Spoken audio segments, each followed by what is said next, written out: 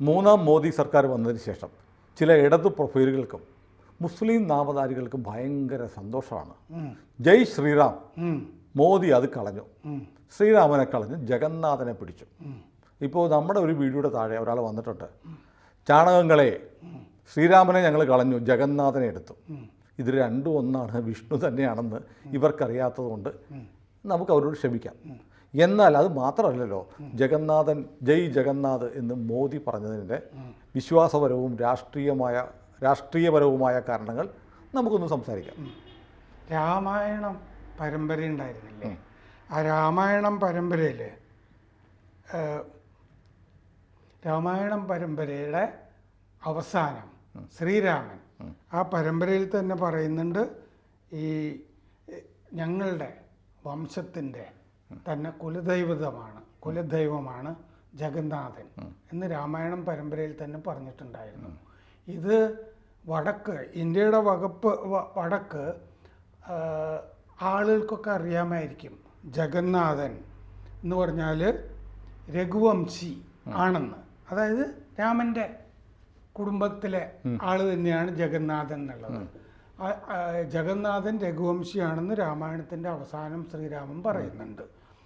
ഇനി രാമായണത്തിലെ ഉത്തരകാണ്ഡം ശ്ലോകം 108-29, 108ാമത്തെ സർഗത്തിലെ 29ാമത്തെ ശ്ലോകം, അത് പറയുന്നുണ്ട്, ഇക്ഷ്വാകു വംശത്തിൻ്റെ, രാമൻ്റെ ഇക്ഷ്വാകു വംശത്തിൻ്റെ കുലദൈവം ജഗന്നാഥനാണ് എന്ന് പറയുന്നുണ്ട്. ഇതാണ് ശ്ലോകം.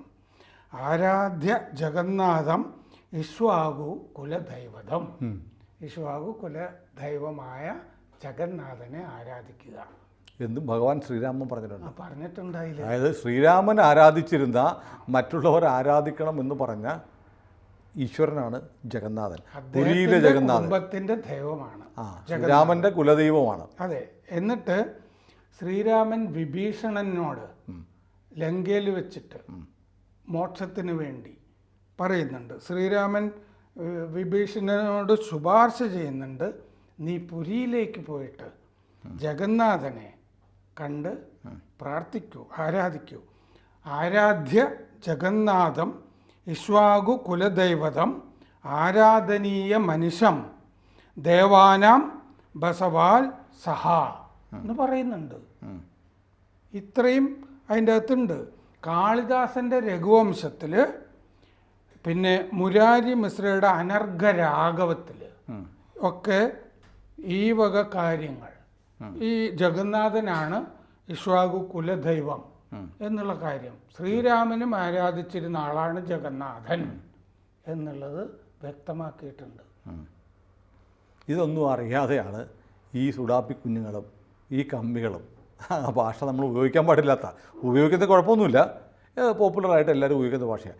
ഇവർ മോദി ശ്രീരാമനെ വിട്ട് ജഗന്നാഥനെ പിടിച്ചു എന്ന് പറയുന്നത്. ശ്രീരാമനെ കളഞ്ഞിട്ടൊന്നുമില്ല, ശ്രീരാമൻ പറഞ്ഞത് തന്നെയാണ് മോദി ചെയ്യുന്നത്. മാത്രമല്ല, ഈ മോദി ഈ വിഡ്ഢികൾ ഞാനാണ് ദൈവം എന്നൊറ്റ പറഞ്ഞു മോദി പറഞ്ഞു, ഈ ഒഡീഷയിലെ ഒക്കെ വെച്ചിട്ട് എന്ന് പറഞ്ഞിരുന്നു. ശബരിമല ക്ഷേത്രത്തിൽ പോകുന്ന ആളെ നമ്മൾ സാധാരണ എന്താ വിളിക്കുന്നത്? അയ്യപ്പൻ. അവിടെ ഇരിക്കുന്ന ആളും അയ്യപ്പനാണ്. അഹം ബ്രഹ്മാസ്മി, തത്വമസി എന്നൊക്കെ അവിടെ. ഇതൊക്കെ ഇവർക്ക് പറഞ്ഞ ജഗന്നാഥം അല്ലെങ്കിൽ പുരിയിലെ ക്ഷേത്രം അവിടെ എന്താ ഉള്ളത് എന്നൊക്കെ അറിയാമോ? വെറുതെ മോദി ജയ് ശ്രീറാം പറഞ്ഞില്ല, ജയ് ശ്രീറാം പറയുന്നത് തന്നെയാണ് ജയ് ജഗന്നാഥ് എന്ന് പറയുന്നത്. ഇനി അത് വിശ്വാസപരമായ അല്ലെങ്കിൽ ഹിന്ദു മിത്തോളജി ഒക്കെയായി ബന്ധപ്പെട്ട കാര്യമാണ് ശ്രീരാമനും ജഗന്നാഥനും എന്ന് പറയുന്നത്. രണ്ടും രണ്ടല്ല, ഒന്ന് തന്നെയാണ്. അതാണ് ഇവർക്ക് മനസ്സിലാവാത്തത്. പക്ഷേ വേറെ കാര്യമുണ്ട്. എന്തുകൊണ്ട് ഈ തെരഞ്ഞെടുപ്പിൽ ജഗന്നാഥം എന്ന് പറഞ്ഞതിന് മറ്റൊരു കാരണം കൂടി, പൊളിറ്റിക്കൽ റീസൺ കൂടി ഉണ്ടല്ലോ. 24 വർഷത്തെ നവീൻ പട്നായിക്കിൻ്റെ ഭരണം അവസാനിച്ച് BJP ചരിത്രത്തിലാദ്യമായി അവിടെ ഒരു സർക്കാർ ഉണ്ടാക്കുകയാണ്. അപ്പോൾ അതൊരു വലിയ വിജയമാണ്. അപ്പോൾ അതിനെക്കൂടി ഓർമ്മിപ്പിച്ചിട്ടാണ് ജയ് ജഗന്നാഥം എന്ന് പറയുന്നത്. മാത്രമല്ല, അന്ന് പ്രചാരണ രംഗത്ത് മോദി അവിടെ പറഞ്ഞു, ഞങ്ങൾ അധികാരത്തിലേറിക്കഴിഞ്ഞാൽ ഈ പുരി ജഗന്നാഥ ക്ഷേത്രത്തിൻ്റെ 4 പ്രവേശന കവാടങ്ങളും കവാടങ്ങളും തുറക്കും, പ്രവേശന കവാടം അടച്ചിട്ടിരിക്കുകയായിരുന്നു. കോവിഡിന് ശേഷം തുറന്നിട്ടില്ല. അതെ, ആ മുമ്പിലത്തെ സിംഹദ്വാരം മാത്രമാണ് സിംഹദ്വാർ തുറന്നിരുന്നത്. അതുവഴിയാണ് ആളുകൾ മുഴുവൻ പോയിക്കൊണ്ടിരുന്നത്. അതുകൊണ്ട് ക്യൂവിൻ്റെ പ്രശ്നങ്ങൾ, ഭക്തർക്ക് തിരക്ക്, ഇതൊക്കെ അനുഭവിച്ചു കൊണ്ടിരുന്നു. അതെന്തുകൊണ്ട് തുറന്നില്ല എന്നുള്ളത് വ്യക്തമാക്കുകയും ചെയ്തിരുന്നില്ല. എന്നിട്ട് ആദ്യം അല്ല, ഇടയ്ക്കൊന്നും പറയട്ടെ, നമ്മുടെ പ്രളയകാലത്ത് നമ്മുടെ ശബരിമലയിൽ പമ്പയിലുള്ള നടപ്പന്തല് പൊളിഞ്ഞുപോയി. പ്രളയം കഴിഞ്ഞിട്ട് എത്ര വർഷമായി, എത്ര കോടി തീർത്ഥാടകർ വന്നു. സംസ്ഥാന സർക്കാർ ഇതുവരെ ആ നടപ്പന്തല് പണിതിട്ടില്ല. ഇതാണ് സർക്കാരുകൾ ഹിന്ദുക്കളോട് കാണിക്കുന്ന നിലപാട്. കോവിഡ് കഴിഞ്ഞിട്ട് കോവിഡ് കാലത്ത് അടച്ച 4 വാതിലുകൾ ഒരെണ്ണം മാത്രമേ തുറന്നുള്ളൂ അവിടെ. ഇവിടുത്തെ അവസ്ഥ ഇങ്ങനെ. ഭഗവാൻ എന്തിനാ പാറാവെന്ന് ചോദിച്ചില്ലായിരുന്നോ? വൈക്കം മിഷൻ വളരെ മുമ്പ് ഒരു അമ്പലം നശിച്ചാൽ അത്രയും അന്ധവിശ്വാസം നശിക്കും എന്നും പറഞ്ഞിട്ടില്ലേ? അവിടെ ഞാൻ ഏറ്റുമാനൂർ ഞാൻ സ്കൂളിൽ പഠിക്കുന്ന സമയത്താണ് ഭഗവാൻ എന്തിന് പാറാവ്. അതിന് താഴെ അല്ല നായനാർ ചോദിച്ചപ്പോൾ വൈക്കം വിശ്വൻ്റെ ഇലക്ഷനാണ്, വിശ്വൻ എന്തിന് വോട്ട്, അതിന് താഴെ കൊണ്ട് എഴുതി വെച്ചിരുന്നത് ഞാൻ കണ്ടിട്ടുണ്ട് കുട്ടിയായിരുന്നപ്പോൾ, ഏറ്റുമാനൂർ അമ്പലത്തിൽ പോയപ്പോൾ.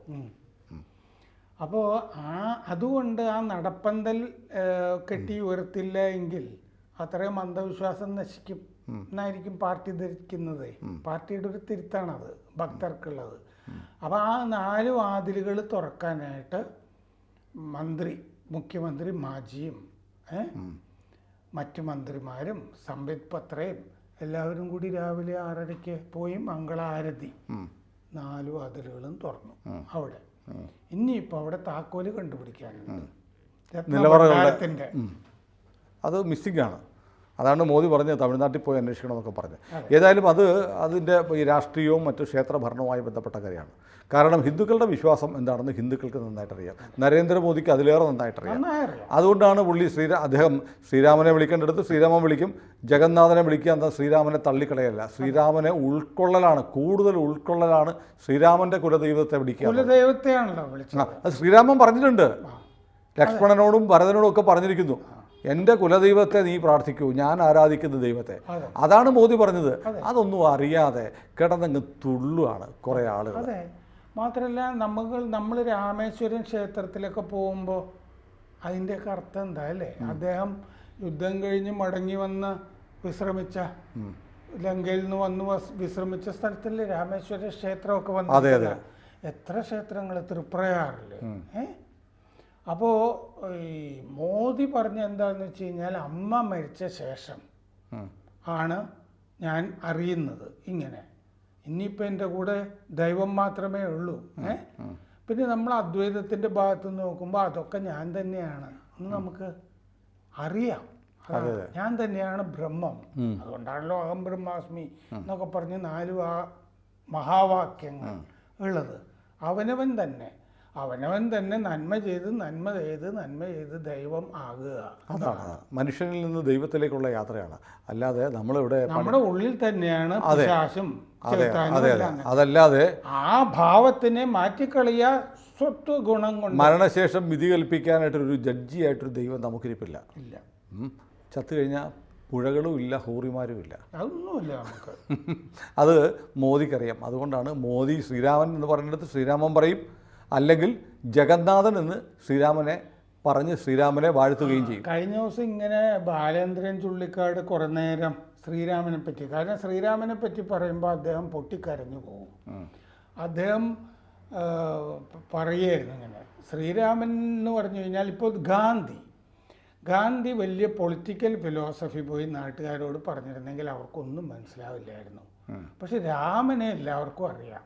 അതുകൊണ്ട് ഞാൻ ഉദ്ദേശിക്കുന്നത് രാമരാജ്യമാണ് എന്ന് പറഞ്ഞാൽ സിമ്പിളാണ് കാര്യങ്ങൾ.